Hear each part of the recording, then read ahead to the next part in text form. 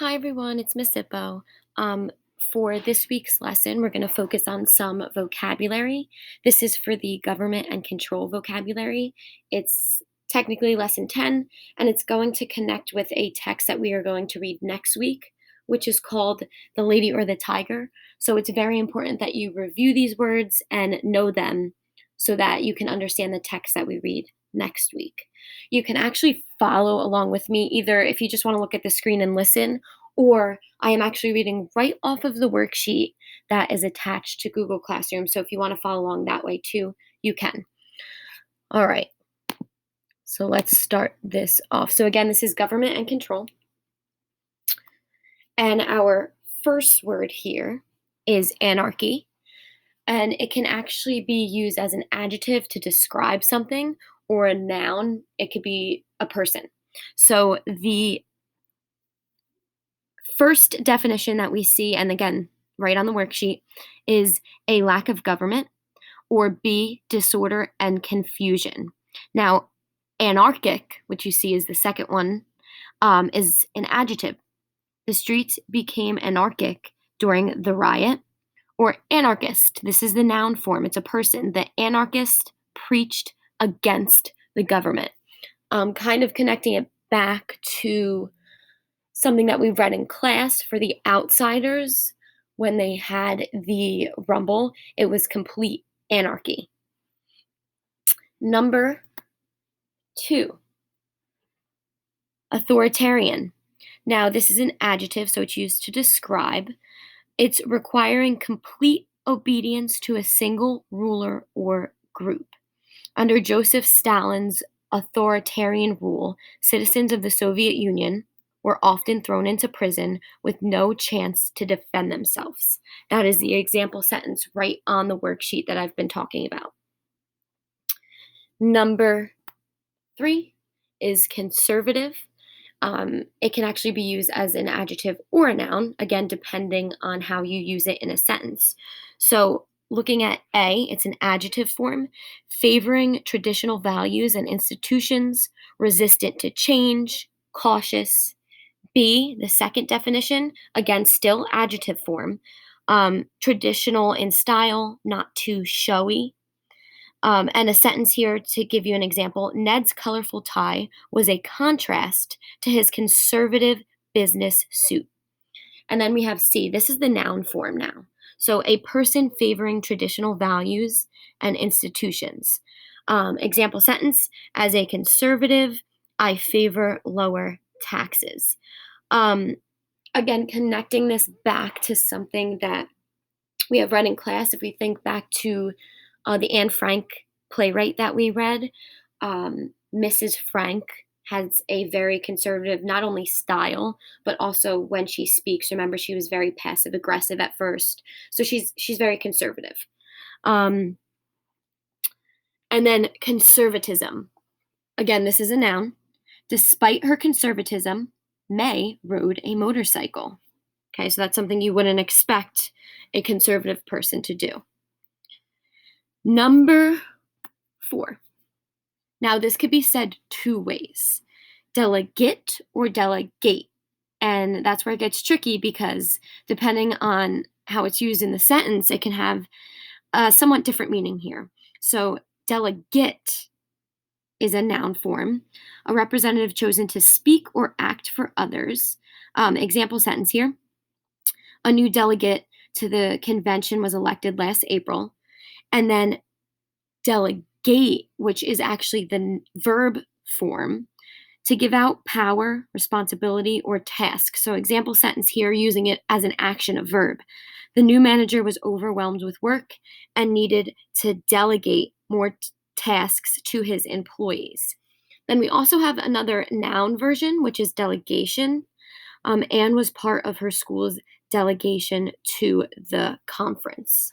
Okay, so it can be used different ways here. All right, moving along. Number 5, halfway through here. Stick with me. Dominion. It's a noun. It could be, there's 2 definitions here. It could be, and they're kind of the same. So, A definition is control. So, some parts of the Americas were once under Dutch dominion.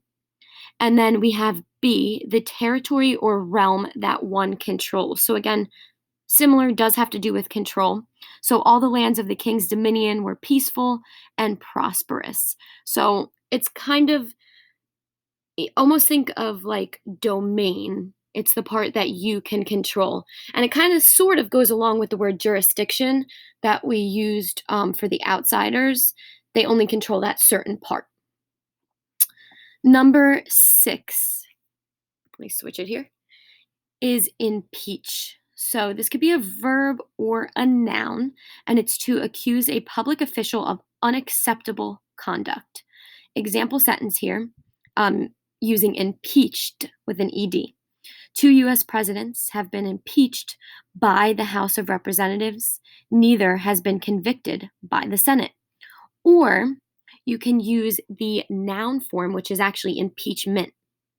So, example sentence, the impeachment proceedings were covered by hundreds of news reporters. Now, this connects to today's world and even previous current events that happened within the last couple of months with Donald Trump and his impeachment trial. Number 7, inaugurate. This is a verb. It means to install in office by formal ceremony. So, example sentence here, the club will inaugurate the new officers on New Year's Day. Or, that was a verb form, or you can use it as an adjective to describe, but it's inaugural.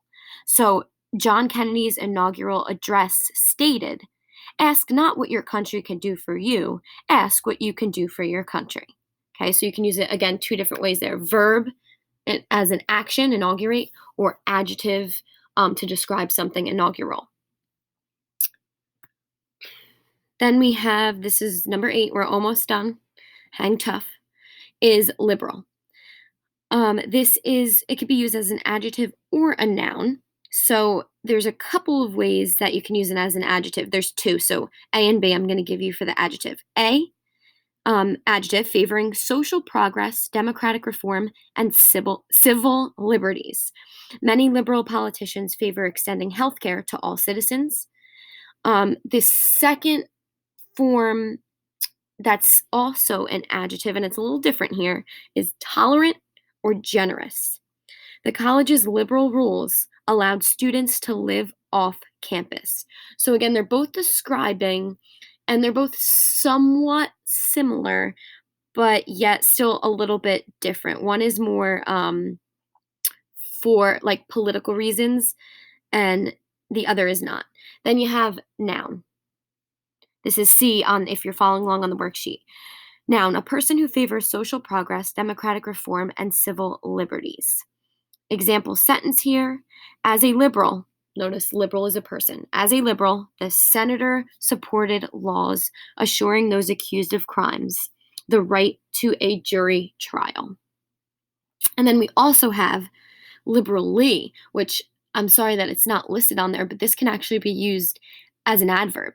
We know we've been going over this all year that most of the time, not always, but most of the time, adverbs end in ly.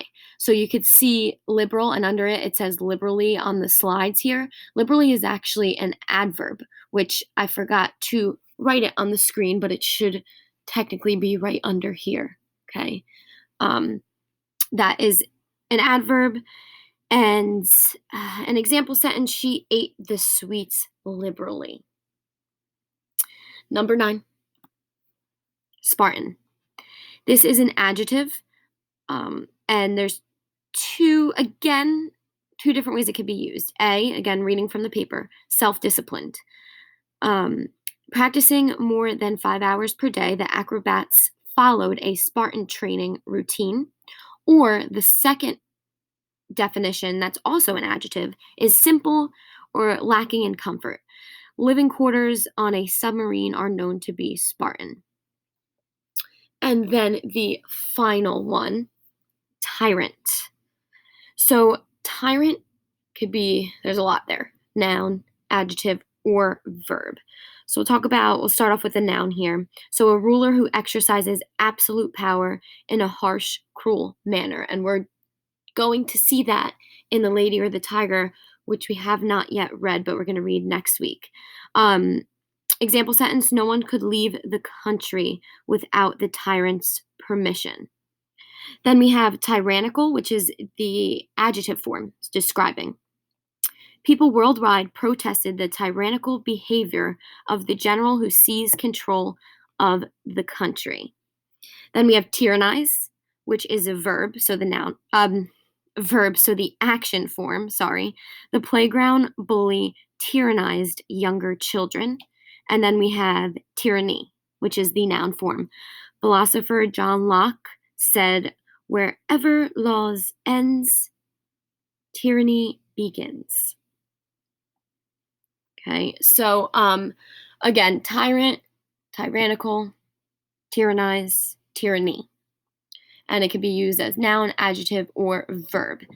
Now, when you are doing your Google Forms, please be very, very careful, because there are so many different forms and so many different definitions that we just went over, and you want to make sure you get the correct answer, because this counts as a quiz grade. Also, on a side note, very important, remember all of these words, all right, kind of going through them again here, that we've went through, you should be spelling them correctly. If you do not spell them correctly, you get that question wrong.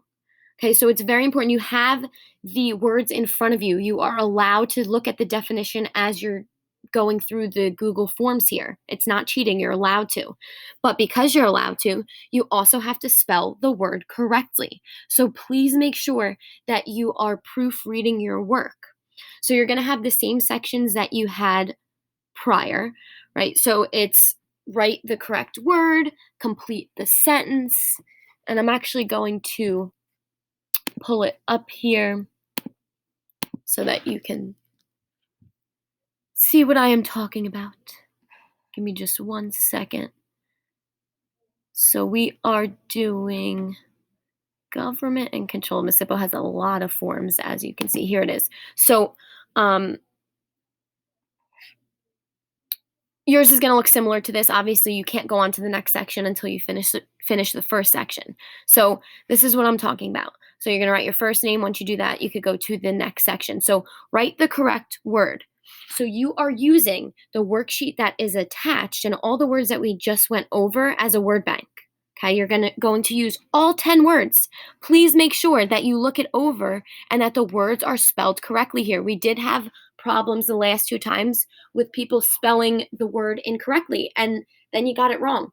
Okay, it's right in front of you. Make sure you spell it correctly. Then you have the complete the sentence section. So again, this is multiple choice. So read the sentence. If you are struggling, what I always suggest you do is read the sentence with all of the choices in it. Remember to use our testing strategies to help you out. Process of elimination, start the trick. Which one do you think is tricking you? Now remember, these here are all words that we've gone over. Not all of them are correct. So please make sure that you're reading very, very carefully. Usually this section is not a problem. Reading comprehension. Okay, so you'll see the attachment here. It's very important that you read through very carefully. Don't just think that you're going to get away with reading, oh, number 1, I'm just going to read number 1. No, you'll probably get it wrong. I would suggest just reading it through once. Read it through. Don't even look at the questions. When you are done reading it through, then go to the questions and go back. If you have to reread, please reread. Okay, it's very important. This part usually isn't too bad. Sometimes we get some things wrong because I think we read too quickly. So again, if you're not understanding it, reread it again. It's okay to reread something twice. In fact, you should be. Okay, now write the derivative. This is where we usually have a major problem. Okay, so the directions on here, it gives you, so if we're taking a look here, right, here's the sentence, and at the end, in parentheses, it says impeach. So you are taking the word impeach and you're filling in the blank here. Sometimes it's correct. Sometimes you have to change the ending. So what I would do is go back to the word impeach. Okay, so that's the sheet that's attached for you with all of the words, and look at how many different forms the word could be used in. So I am actually going back. I'm looking. So, okay, impeach is actually number 6 here. Oh, so I can use it as impeach. I can use it as impeached with an ed ending, or I can also use it as impeachment with ment at the end, right? As a noun. So you are writing the derivative. You have to change the ending usually. Sometimes the words in the parentheses are actually correct and you don't have to change the ending.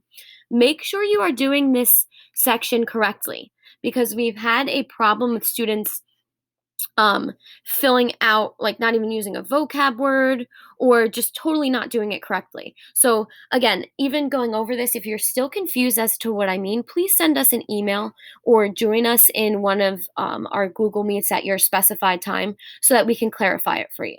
Okay, so derivatives, you're changing the form of the word, right? Sometimes it needs to be an adjective or a verb or a noun or even an adverb. So this word, it's given to you. Okay, so it's, again, I'm looking at delegate or delegate here. So you're using delegate, but you might need to change it.